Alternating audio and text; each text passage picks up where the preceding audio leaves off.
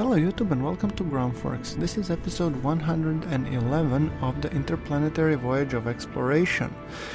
And in previous episode we did some asteroid missions, so in this episode I wanted to revisit an old beloved design of our advanced lander, the one that has been successfully used by Jeb to Duna and to Joule by Rem and more. So I wanted to rework it to come back to Julian system because, as if you remember, we haven't been landed on many planets, but we have explored it inwards and out. So this time I actually want to do a lander that would be capable of landing on a planetary body, then doing some carbonite extraction, getting the materials that we need using carbonite, processing them into the fuels, and then using those fuels to continue onwards and upwards and hopefully eventually come back to Kerbin.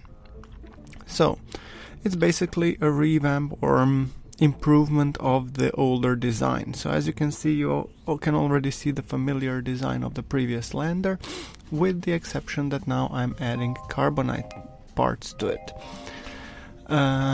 So it should also have all the necessary things to convert, both in terms of monoprop, liquid fuel, oxidizer, and all that jazz. Now, that being said, a few updates. I have received some feedback from you guys, and thank you very much in terms of suggestions on how I should continue for the KSP-11.3. So let me give you a brief update. I have decided actually to take some of your suggestions and continue with the Sandbox Series 2. And I have chosen to do so because up to this date we haven't had that much interplanetary stuff in terms of Interplanetary Voyage of Exploration. It has been mostly like just few missions to Duna and few to Joule, so with a bunch of probes being shipped back and forth.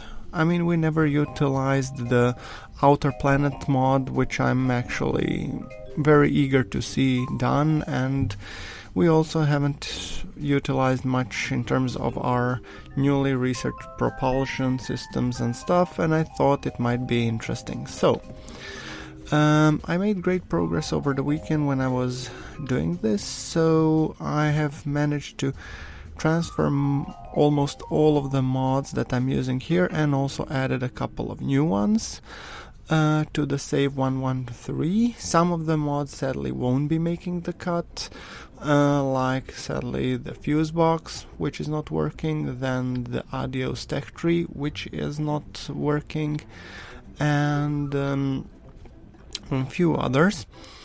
But some of the new ones that I will be introducing to the save will be Kerbin Shuttle Orbiter, so hopefully we will have a space shuttle missions. Some new missions should also include some new rover parts from, well, our well and beloved rover dude, who is providing us with awesome mods. Yeah, so that's the idea. I want to take on the Interplanetary onwards and add some new stuff. There are a few more new mods, and I'm not gonna spoil all of them for you. You will see them as we go along. Now, back to the design of this guy. Our initial lander was powered only by 2 nukes, but since this one will be a heavier one and it will need to lift heavier payload, I have decided to go with 4 nukes for this one, which should make it have a little bit more kick, and I'm hoping that it should provide a little higher thrust altogether. So hopefully those burns should be a little bit shorter than the other ones. Still extending the wheels, which are a little bit shaky but should still be fine.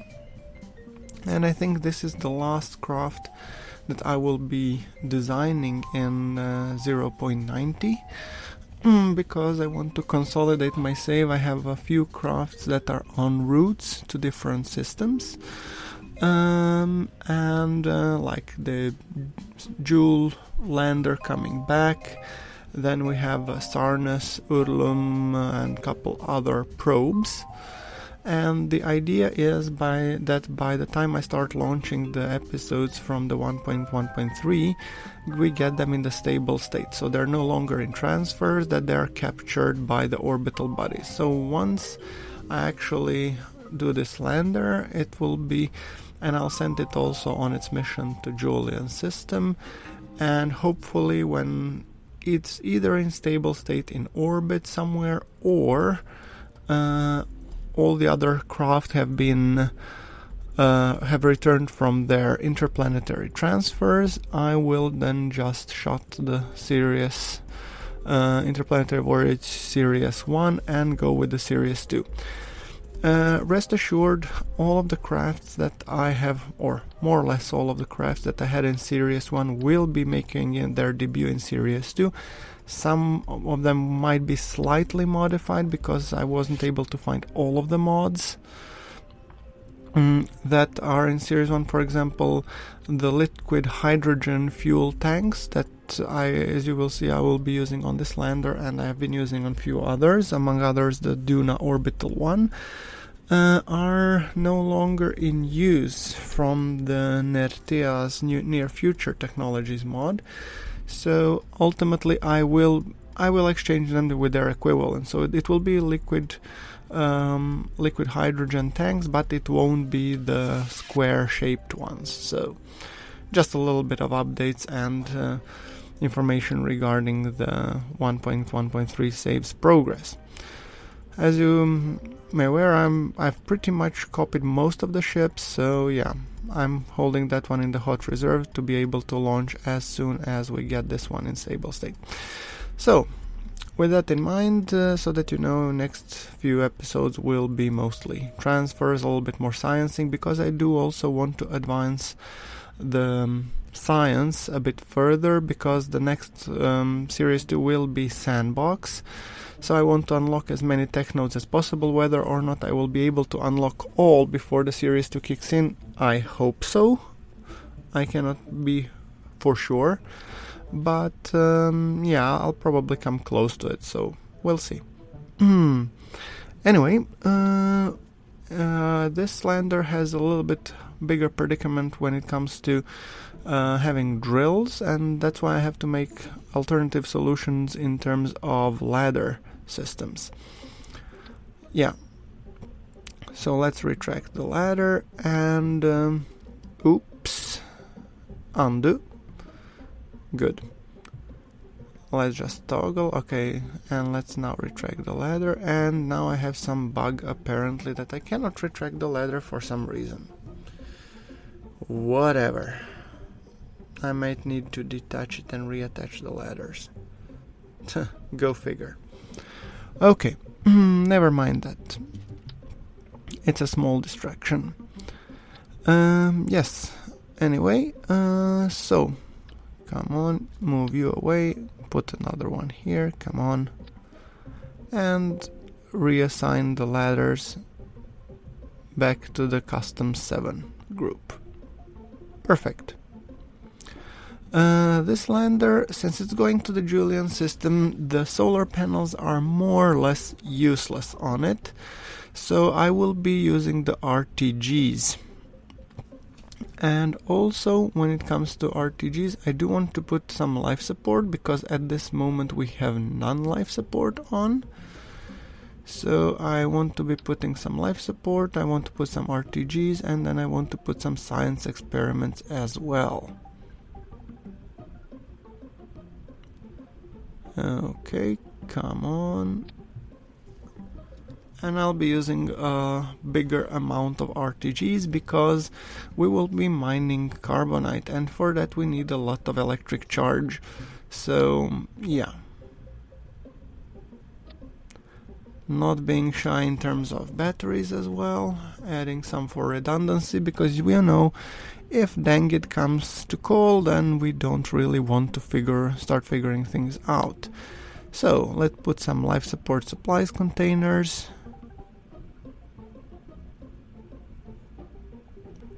Trying to see a waste hex scan. Okay. I think I want to put some, well, not wheels, but trying to find now in the utility tab this for science experiments. This guy, yeah. So, and now we'll put science experiments on top of these guys.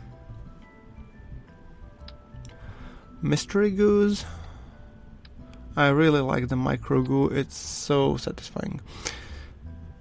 It will be able to collect more. I mean, we can still... Oh no, with this one we cannot clean the experiments because, yeah, this is 0.90, so... Well, we have total of 4 mystery goo experiments, or micro goo, so it's kind of cool. Now let's put the repeatable experiments. You also have like double science juniors, and each of them features, I think, two of the experiments. So we have 2 in the front, 2 in the back. Actually, a total, of 8 mystery goo experiments. That should be plenty. Maybe do even some biome hopping or something. Okay, let's see. Science Journal Orbital Telescope, yeah, we want that one as well. Connected, please. Then we want the Solar Particle Collector, beautiful. And we want the accelerometer, perfect. Okay, and then on top of these I will be stacking, I probably think, parachutes or something. I mean, I will be needing the chutes, so after all this is a lander. Okay, now let's put a little bit more experiments down, hide them just behind the drills, because those are actually quite useful, because they also take soil samples and that kind of stuff. RPWS antenna, I think all of those others are covered by the Universal Storage Containers mod. And on Val... What do you have? Tylo, we cannot land on Tylo, obviously, or cannot take off from Tylo, but on Val we can, so we will be going via Val, Pole, Bop. I think we already visited one of them, but yeah, no matter. Okay, 1, 2, I'll put 3 maybe, I don't know. Let's put the chutes to a little bit higher pre-deployment altitudes, and deployment altitude a little bit higher up. Great, so that we have time to slow down. Same thing here, 1200, 900 or 1000, perfect. Apply settings, great. Now let's put some side reel chutes. Both sides, okay, hold on.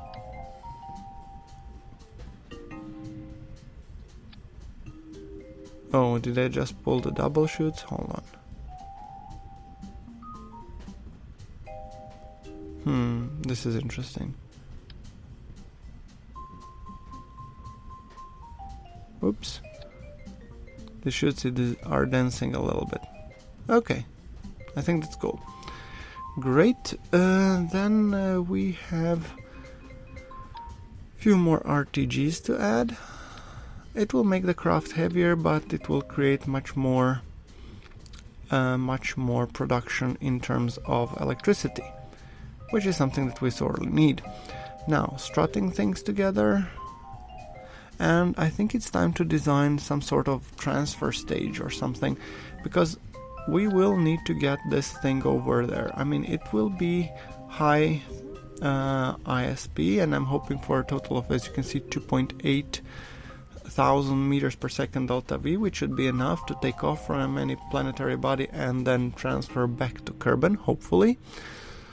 The only thing that I need to think about is to actually make a ship to get it there, because we don't want to spend this 2,800 for getting to the Julian system. So let me just find I want this guy to be able to report back, but I don't think with this ranged antenna dish it will be able to do so, so it will have to run the experiments locally and then just return them. Okay, that being said, let's put a decoupler. Perfect. Oh, and by the way guys, my game just crashed, so I just put the decoupler, and now I'm designing the transfer stage. And for transfer stage I will be doing basically the same thing as this main lander, just using bigger tanks. And to do that I will be using liquid hydrogen with 2 side boosters in the same manner as I was using on this lander, as you can see here, running 2 bigger nukes, because nukes are fun. More nukes, more nukes. Yeah, right. Anyway, so, yeah, as you can see, under 90 degrees, I just have to find now the 2.5 meter nuke engine, which is this, and those 2 will be propelling the transfer stage, so connecting with the fuel lines, and their thrust to weight. The funny part is that both of these guys have thrust to weight of 0.74. Okay, now the bottom stage has even less thrust to weight. Oh well. Well, the point of this stage is ISP, not thrust, so yeah. Okay, bigger decoupler, and now we need a stage to actually get these 2 guys into the orbit. So I'm thinking to put something short but stubby, and I'm thinking like the biggest 5 meter thing that I can muster. So I need a big ass engine, and this one has a thrust to weight of 2.18, which is actually a very, very nice, but its delta V is something to be desired. 2.4k, and that's not enough to get this bad boy into orbit. Now, that being said, I was thinking first of adding the boosters, then I remembered of how well I fared the last time. I was first thinking something like this.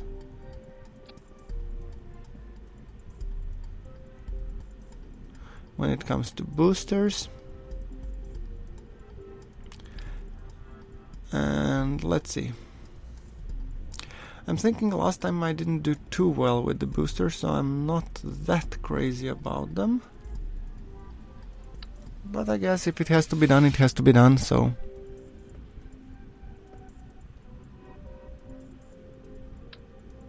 Two mainsails.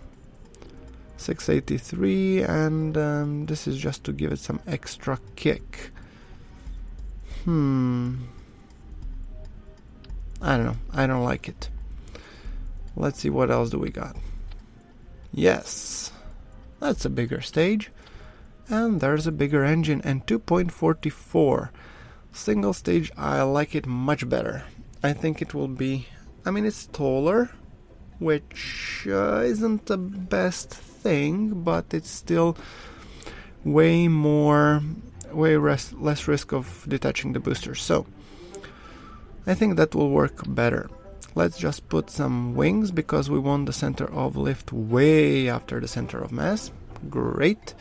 And we want to be putting some struts as well, but okay, should we get more? Wow, now this is really tall. 3.4 thousand delta V. I guess that should be enough, right? Okay, now let's just see. I wanted to check, additional SAS unit here, because we will need once in orbit to actually turn the craft, and I don't want to be using the small SAS to do it. And now struts. We have to strut the damn thing. Yeah, strut some tanks to it, strut some engines to it. Great.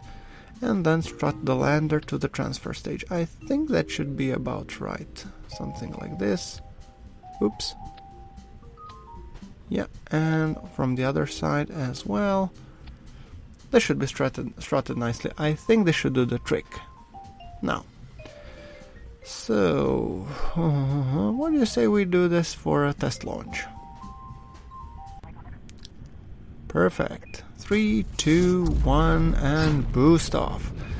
Great. I mean, I'm using the KW rocketry, which means the engines don't fire instantly, and I'm showing this at 3 times acceleration for your viewing pleasure, so you don't get a PowerPoint presentation rather than a movie. So, looks like the rocket seems to be very stable, going nice and upwards, and delta V wise I think we should be okay. We'll do a little bit of circularization with the transfer stage, but then again we have more than plenty delta V for that one. And okay, just correcting my inclination a little bit. Remember, this is just a test to see that the rocket is going correctly, and I'm just now raising a little bit of my apoapsis. I don't really care at this point. I just want to see that it gets to the orbit correctly, and if that happens, I'll be happy and I'll be on my merry way. Now, with all the reaction wheels that we have, it's not particularly hard to actually turn this rocket. And come on. We have 1 minute and couple of seconds, and I think the burn will take longer because not all of this stage is actually this powerful engine pushing, so I think it will take a lot longer. So, but anyway, I digress. We are waiting to kick the gas, and we should do it around the 1 minute mark, which should happen right about now. So let's expand all this little delta V that we have in the main stage, and now boosting, and we are off with our transfer stage, and the burn is gonna take additional 1 more minute. But I mean, as you can see, it looks cool, and I just want to see how much delta V is totally left in the ship and transfer stage at the moment of circularization. I think it should be plenty, especially if we compare it to the delta V that we have to use for the burn, and we are orbital, and yeah, we have a total of 6.4 delta V. Perfect. Testing just this guy, seeing that the nukes are firing correctly. They are. Beautiful. Testing the landing gear extraction, landing legs. Yep, looks about right. Anyway guys, that's it for this episode. Like if you liked, hit subscribe for more KSP content that is coming soon, and thank you very much for watching. This is GrunfWorks signing off.